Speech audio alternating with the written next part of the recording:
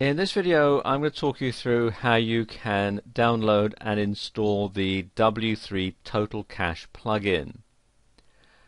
The W3 Total Cache plugin is designed to help your WordPress blog site load a lot quicker than it does just in the default settings. A couple of points that you need to bear in mind, because the W3 Total Cache plugin can be a bit tricky to install and to set up. Couple of things you need to bear in mind. First and foremost, you must make sure that any other caching plugins that you have on your blog have been deactivated and deleted. Otherwise, you're going to run into compatibility problems when you actually try to enable this particular plugin. So you want to make sure that all traces of any other caching plugins that you have been completely removed from your server. The second thing is, you must make sure that the permissions on your .htaccess file are set to 755. You can also set them to 777, but I don't recommend it, especially if you're on a shared hosting package. What you're able to do with the W3 Total Cache plugin is going to vary depending on what type of hosting account you have. If you're on a shared hosting account, then your options are going to be somewhat more limited than if you have a dedicated server or a VPS. I'm on shared hosting, and so I'm going to talk you through the settings for those in this video. Okay, let's go over to the dashboard and come down to plugins and add new. And I'm going to search for the W3 Total Cache.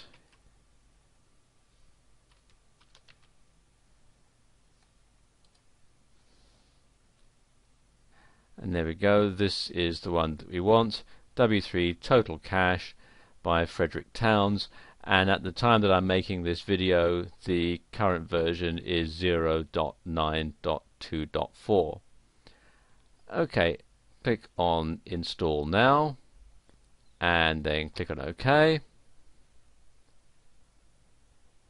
And there we go, that's installed. Now click here to activate the plugin. And it says plugin activated. Okay, now we need to adjust the settings. So coming down here to W3 Total Cache, and then click here on settings. You may get this error here, page cache URL rewriting is not working. I'll talk you through how to sort this out. This is a very common problem. First thing you want to do is get rid of preview mode so that you are actually making the changes. So what we're going to do is click here on deploy, and there we go. Okay, first and foremost, to make sure that you can actually run it on your site, you want to perform a compatibility check. So click here on that button there, and you can go through and you can see if there are any problems. You can see it shows what's installed and what's non-installed. And so on. And you're going to need to perhaps get in touch with your web hosting company if there's something vital that's not been installed on there. Okay, so we'll click on close. Now on page cache, you will find that the default setting is disk enhanced if you're on a shared hosting package. If you're on a dedicated or virtual server, you can see there are some other options available. It says that disk enhanced is best, but as you can see from the error message, I'm not able to do that on my server. So if I click on disk basic, and then click on Save All Settings.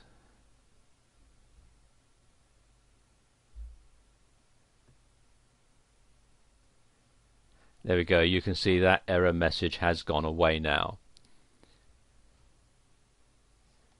Okay, let's disable preview mode altogether. That might work better.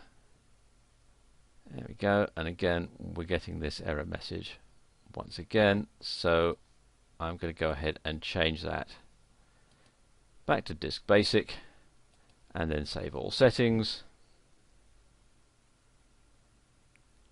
There we go. Okay, it's up and running there now. Next thing is Minify. Now Minify, according to this, it reduces load time by decreasing the size and number of CSS and JavaScript files, and it automatically removes unnecessary data from CSS files. And it says that it will decrease the file size by about 10% on average. Some shared hosting companies and some shared hosting packages, and unfortunately that includes the one that I'm also running, will generate an error if you put that on. If I just demonstrate here, you can see that does not work on my hosting, so I'm going to keep that turned off for this demonstration. So we'll turn that off. If you are able to use Minify, then the default settings are perfectly adequate. Okay, let's go down a bit further. You want to enable database cache, and the database cache method should be disk. For object cache, you want to enable that, and again keep the object cache method as disk. And you also want to enable browser cache. CDN I'm not using on this particular account. I don't have an account set up with a CDN provider, content distribution network provider.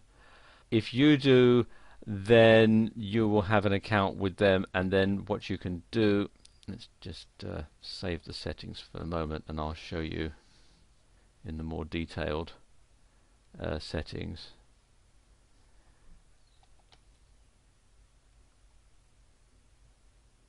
You can enter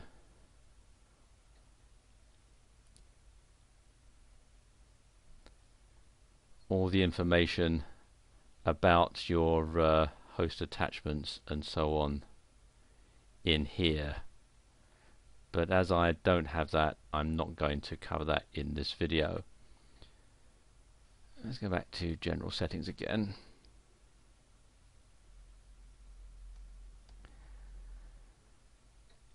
Okay, now go a bit further.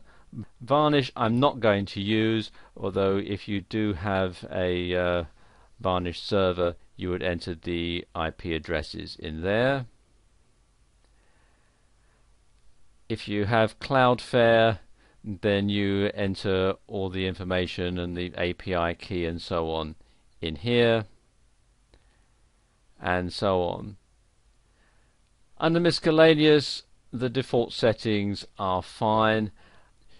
If you're on shared hosting, I wouldn't enable file locking, and all the others are all okay. Make sure that debug modes is off so that none of these are selected. And if you have it set up on one blog, what you can do is import and export the configuration so that you can upload it easily onto your next blog, so you don't have to set this up manually every time on every single blog that you have. So I'm going to save all settings, and there we are, that's updated, and then click there to empty the page cache. And there we go, that's all set up. There are other settings. If I just scroll down a bit, you can see you generally don't have to worry about these. The default settings will work just fine on most hosting packages. And now if I go to the blog,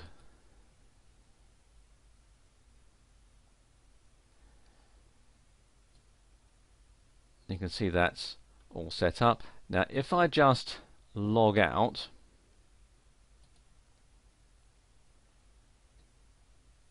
that's it, and if I go to the blog page as a non-signed in user, you can see how quick it loads now compared to the way it did before. So there you go. That's how you can install and configure the W3 Cache plugin.